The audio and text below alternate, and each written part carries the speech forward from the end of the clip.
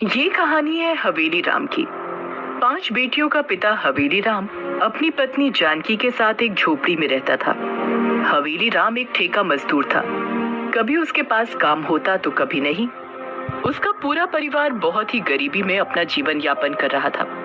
हवेली राम का परिवार माँ दुर्गा का बहुत बड़ा भक्त था। बिना उनकी आराधना किए उन लोगों का कोई भी दिन शुरू नहीं होता था। ओम जय अम्बे गौरी मैया, जय श्यामा गौरी, तुमको निश दिन ध्यावे हरि ब्रह्मा शिव जी। ओम जय अम्बे गौरी। एक बार की बात है, रात का समय था। हवेली राम काम करके अपने घर लौट रहा था। पूरे 3 दिनों के बाद उसे काम मिला था, तो आज उसकी जेब में कुछ पैसे आए थे। वो बहुत खुश था कि आज उसका परिवार भरपेट भोजन कर पाएगा। हे माता रानी, तेरा बहुत बहुत धन्यवाद जो आज मुझे काम मिला। जानती है माता, जब बिटियां भूखी रह जाती है तो मुझे नींद नहीं आती, अजीब सा लगता है मुझे। बस माँ, तुझसे यही प्रार्थना है कि तू अपनी इतनी कृपा दृष्टि बनाए रख कि मैं अपनी बिटियों को हर दिन रोटी खिला सकूं। हवेली राम रास्ते में आने वाली एक राशन की दुकान पर रुका और गोविंद भैया, 1 किलो चावल और आधे किलो दाल तौल दो ना। दाल और चावल लेकर वो फिर से घर की ओर चल पड़ा। अभी वो कुछ ही दूर गया था कि उसके कानों में एक छोटी सी बच्ची की आवाज आई। 2 दिन से भूखी हूँ, कुछ खाने के लिए दे दो ना बाबा।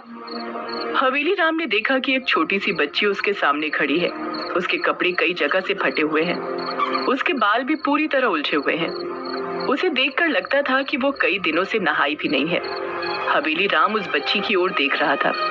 तभी उस बच्ची ने एक बार फिर से कहा, 2 दिन से भूखी हूँ, कुछ खाने के लिए दे दो ना बाबा।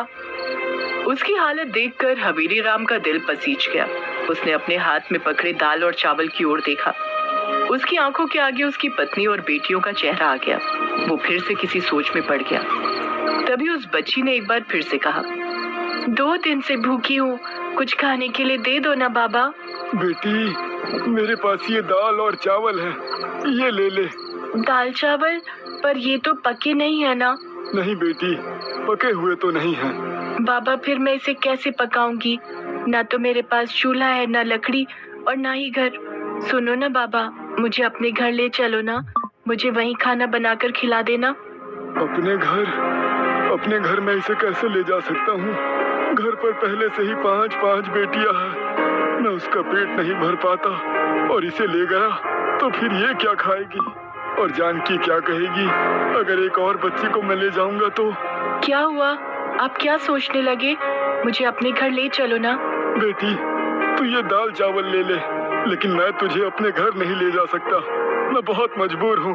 ये कहकर हवेली राम ने दाल और चावल का पैकेट उस बच्ची को देना चाहा, लेकिन वो बच्ची अचानक से वहाँ से पता नहीं कहाँ गायब हो गई। अरे, वो बच्ची कहाँ गई? अभी तो यही थी। जरूर वो गुस्सा होकर यहाँ से चली गई होगी। मैंने उस बच्ची का दिल दुखा दिया। हे माता रानी, मुझे क्षमा कर देना। हवेली राम अपने घर तो आ गया। साथ लाए दाल चावल से 3 दिन बाद रात का खाना बना, लेकिन उससे खाया नहीं गया। उस बच्ची का चेहरा उसकी आंखों के आगे घूमता रहा। उसी रात जब वो सोया तो, बाबा, आपने मुझे भूखा छोड़ दिया ना, देखो ना मैं अभी भी भूखी हूँ। ये कहकर वो बच्ची जोर जोर से रोने लगी और अचानक से गायब हो गई। हवेली राम उसे पुकारता हुआ नींद से जाग गया। बेटी, बेटी, ये मैंने ठीक नहीं किया, मुझे उस बच्ची को घर ले आना चाहिए था। दूसरे दिन भी हवेली राम रात के सपने की बात सोचता रहा। उस दिन रात को जब वो घर लौट रहा था तो फिर से वही बच्ची उसे मिली और उससे कहा, 3 दिन से कुछ खाया नहीं है, कुछ खाने के लिए दे दो ना बाबा। लेकिन उस दिन हवेली राम की जेब में ना तो 1 रुपया था और ना ही कुछ अनाज के लिए पैसे थे, क्योंकि आज की दिहाड़ी उसे नहीं मिली थी, क्योंकि उसके मैनेजर के बेटे की तबीयत खराब हो गई थी और वो घर चला गया था। बेटी, आज तो मेरे पास तुम्हें देने के लिए कुछ भी नहीं है, ना तो पैसे और ना ही अनाज। घर पर तो होंगे ना कुछ खाने को, मुझे अपने घर ले चलिए ना। देखिए ना, भूख से मेरा पेट दर्द कर रहा है, कल रात को तो मैं सो भी नहीं पाई। बच्ची की बात सुनकर हवेली राम की आंखों में आंसू आ गए। वो एक बार फिर से सोच में पड़ गया। अब इसे कैसे समझाऊं कि घर पर भी खाने को कुछ नहीं है। क्या हुआ बाबा, फिर से सोच में पड़ गए आप? मुझे अपने घर ले चलो ना। बेटी, तुझसे क्या कहूँ अब, तू नहीं समझेगी। क्यों नहीं समझूंगी, आप बोलिए तो। लेकिन हवेली राम चाहकर भी उससे कुछ नहीं बोल सका। उस समय उसका मन कर रहा था कि धरती फट जाए और वो उसमें समा जाए। हवेली राम उस बच्ची को छोड़कर आगे बढ़ा, लेकिन फिर उसके मन में क्या आया, उसने पीछे मुड़कर देखा और फिर उस दिन भी वही हुआ। वो बच्ची तो वहाँ थी ही नहीं।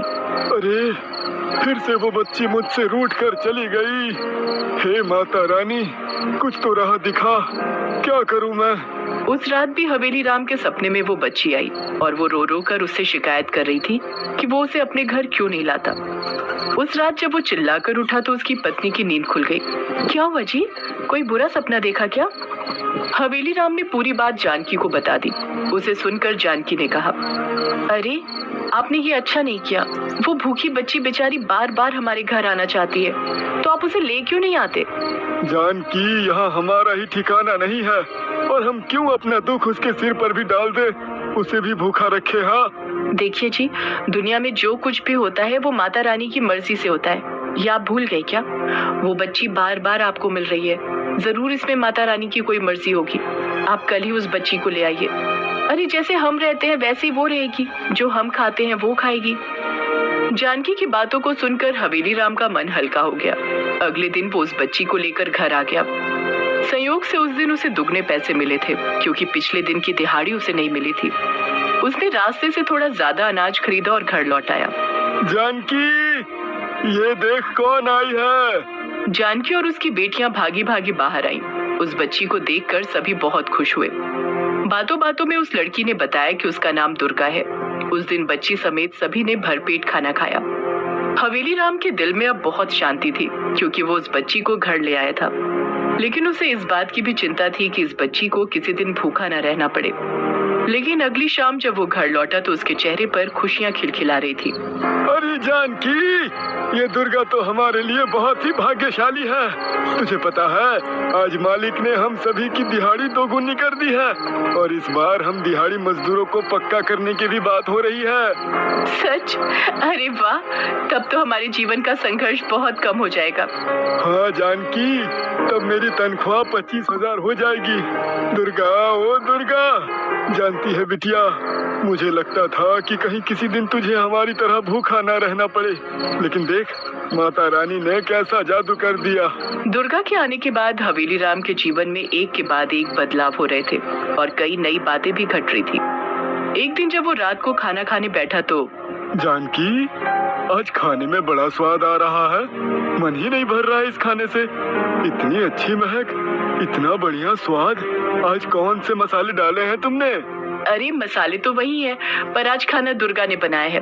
अरे मैंने तो बहुत मना किया उसे कि तू छोटी है, लेकिन वो नहीं मानी। सच में ये बच्ची अद्भुत है जानकी। कुछ दिन और बीते, नवरात्रि आ गई थी। पूरा परिवार तन मन से माता रानी की आराधना कर रहा था। एक रात की बात है, हवेली राम गहरी नींद में था, तभी उसकी नींद किसी आहट से खुल गई।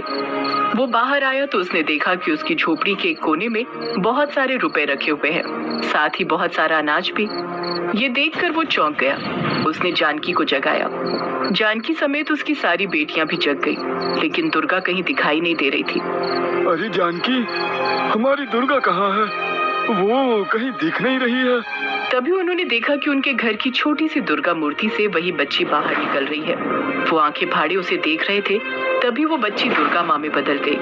माँ, आप बेटी के रूप में आप मेरे घर पर रह रही थी और मुझे पता भी नहीं चला।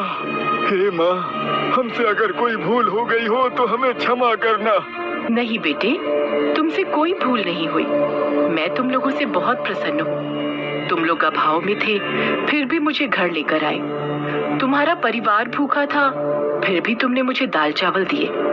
बेटा, संसार में हमारे आने का मकसद सेवा है। हमें गरीबों की, जरूरतमंदों की हर संभव सेवा करनी चाहिए। मुझे खुशी है कि तुम और तुम्हारा परिवार सेवा को परम धर्म मानता है, तभी तो तुम एक गरीब बच्ची को अपने घर ले आए। माँ, मुझे दुख इस बात का है कि कि आप मेरे साथ इतने दिन रही, लेकिन मैं आपको पहचान नहीं पाया।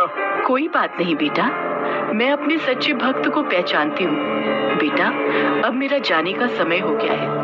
मैं चाहती हूँ कि तुम लोग जैसे हो वैसे ही रहना, क्योंकि इस संसार को तुम जैसे लोगों की जरूरत है। ये कहकर दुर्गा माँ अंतर ध्यान हो गई। उनके जाने के बाद सभी ने जयकारा लगाया। माता रानी की जय, जोर से बोलो जय माता दी, सारे बोलो जय माता दी। एक बार की बात है, किसी गांव में पूनम नाम की एक लड़की रहती थी। पूनम का पति शहर के दफ्तर में नौकरी करता था। 2 महीने का एक बेटा था। पूनम का पति जो भी पैसे कमाता वो सारी तनख्वाह अपनी माँ निकिता को दे देता था। लेकिन निकिता एक बहुत ही लालची और कंजूस औरत थी। वो पूनम और उसके बेटे को बिल्कुल पसंद नहीं करती थी। दूसरी तरफ जब भी उसे उन दोनों पर पैसे खर्च करने पड़ते तो उसे अपनी नानी याद आ जाती थी। पहले तो ये पूनम पैसे खर्च करवाती थी। जब से इसका बेटा पैदा हुआ है तब से मेरा खर्चा दुगना हो गया है। पता नहीं मुझे इन दोनों माँ बेटे से कब छुटकारा मिलेगा। फिर एक दिन पूनम अपने पति और बेटे के साथ किसी रिश्तेदार की शादी में जा रही थी, लेकिन तभी अचानक एक कार उन्हें टक्कर मारकर चली जाती है। पूनम और उसका बेटा तो किसी तरह बच जाते हैं, लेकिन पूनम का पति बुरी तरह घायल होकर तड़पने लगता है। ये देखकर पूनम सड़क से गुजर रही गाड़ियों को रोकने की कोशिश करने लगती है। मुझे मेरे पति को अस्पताल पहुंचाना है, भगवान के लिए कोई तो गाड़ी रोक दो, अरे कोई तो मेरी मदद करो। लेकिन कोई भी गाड़ी वाला नहीं रुकता। देखते ही देखते शाम हो जाती है। दूसरी तरफ वक्त पर इलाज न मिल पाने से पूनम का पति सड़क पर ही दम तोड़ देता है। तभी पूनम को एक हाथ गाड़ी वाला दिखाई देता है। पूनम हाथ गाड़ी वाले से विनती करके अपने पति की लाश को हाथ गाड़ी पर रख देती है और किसी तरह अपने घर पहुंचती है। अपने बेटे की लाश देखकर निकिता जोर जोर से दहाड़ मारकर रोने लगती है। अरे ये क्या हो गया, मेरा बेटा मर गया, तेरा सत्यानाश हो कलमुई, तेरी वजह से मेरा बेटा मरा है। तू ही मेरे बेटे को अपने साथ लेकर गई थी, अब मैं तुझे भी जान से मार दूंगी। इतना कहकर निकिता एक डंडा उठाकर पूनम को मारने लगती है, लेकिन तभी गांव वाले बीच बचाव करते हुए पूनम को बचा लेते हैं। अरे निकिता बहन, ये सब क्या है? तुम इस मासूम को क्यों मार रही हो? आखिर इसमें इसका क्या दोष है? हाँ निकिता बहन, जिंदगी और मौत तो भगवान के हाथों में होती है। इसमें बेचारी पूनम का क्या कसूर है? बेचारी तो पहले ही अपने पति की मौत से दुखी है, ऊपर से तुम इस पर अत्याचार करके ठीक नहीं कर रही। अरे रहने दो, मुझे सब पता है, सब इसी की वजह से हुआ है। जब से ये मेरे घर में आई है तब से मेरे घर में मनहूसियत छा गई है। इसका बेटा तो इससे भी ज्यादा मनहूस है। अभी पैदा हुए 2 महीने नहीं हुए और बाप को खा गया।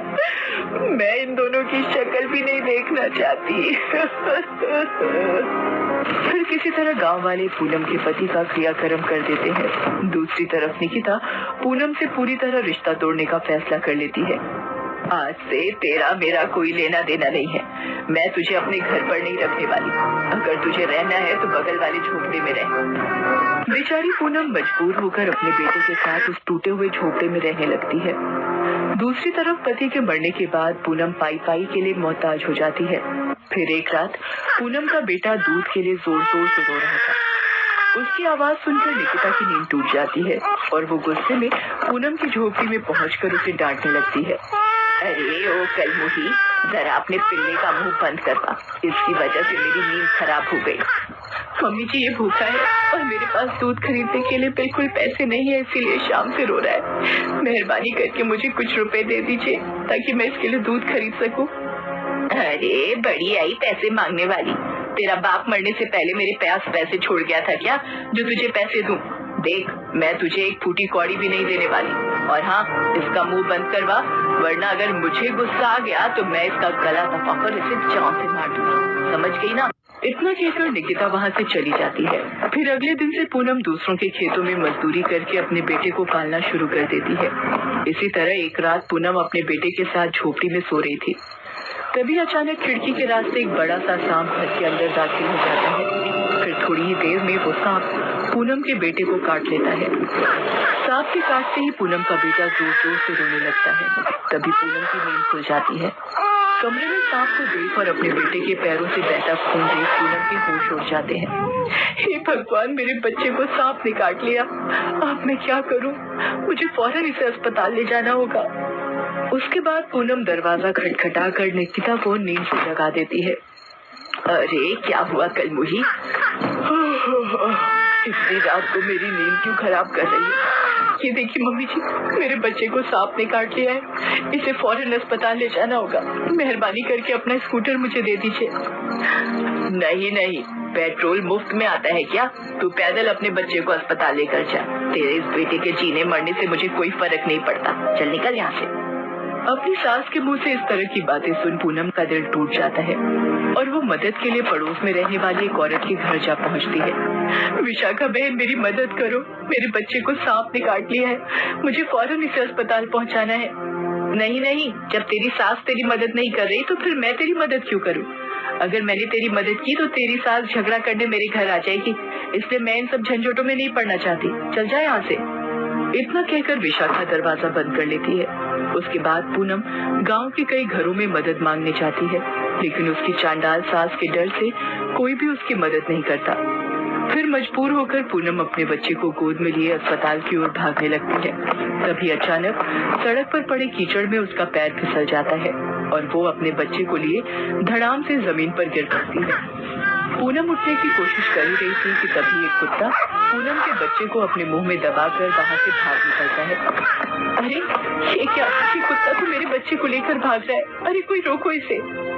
फिर पूनम उस कुत्ते का पीछा करती हुई पास के एक मंदिर में जा पहुंचती है। कुत्ता पूनम के बच्चे को दुर्गा माँ की मूर्ति के सामने रख देता है। फिर अगले ही पल दुर्गा माँ की आंखों से रोशनी प्रकट होती है और पूनम का बच्चा पूरी तरह स्वस्थ हो जाता है। तुम चिंता मत करो पूनम, आज से तुम्हारे जीवन में कभी कोई दुख नहीं आएगा। मैं उस चांडाल औरत को सबक सिखाकर तुम्हें और तुम्हारे बेटे को तुम्हारा हक दिलवाऊंगी। फिर दुर्गा माँ अपने त्रिशूल से उस कुत्ते पर वार कर देती है और अगले पल वो कुत्ता एक विशाल रूप धारण कर लेता है। उसके बाद वो कुत्ता पूनम और उसके बच्चे को अपनी पीठ पर बिठाकर निकिता के घर पहुंच जाता है। उसके बाद कुत्ता निकिता के घर का दरवाजा तोड़कर अंदर दाखिल हो जाता है। ये सब नजारा देख निकिता के होश उड़ जाते हैं। तूने अपनी बहू और पोते को बहुत दुख दिया है लालची औरत। तुझे मारकर मैं इन दोनों को इंसाफ दिलाने आया हूँ। अरे मर गई रे, ये कुत्ता तो मुझे जान से मारने की बात कर रहा है। अरे कोई बचाओ मुझे। इतना कहकर निकिता वहाँ से भागने की कोशिश करती है, लेकिन तभी वो कुत्ता उस पर हमला कर देता है और उसे बुरी तरह घायल करके जमीन पर पटक देता है। हाय मर गई रे। इससे पहले कि ये कुत्ता मेरी जान ले ले, मुझे यहाँ से भाग जाना चाहिए। उसके बाद निकिता घबराकर हमेशा के लिए उस गांव को छोड़कर भाग जाती है। इस तरह सब कुछ ठीक हो जाता है और उस दिन के बाद से पूनम के जीवन में कभी कोई परेशानी नहीं आती और वो अपने बेटे के साथ उस घर में सुकून से अपना जीवन जीने लगती है। दोस्तों, आप हमारे चैनल को जरूर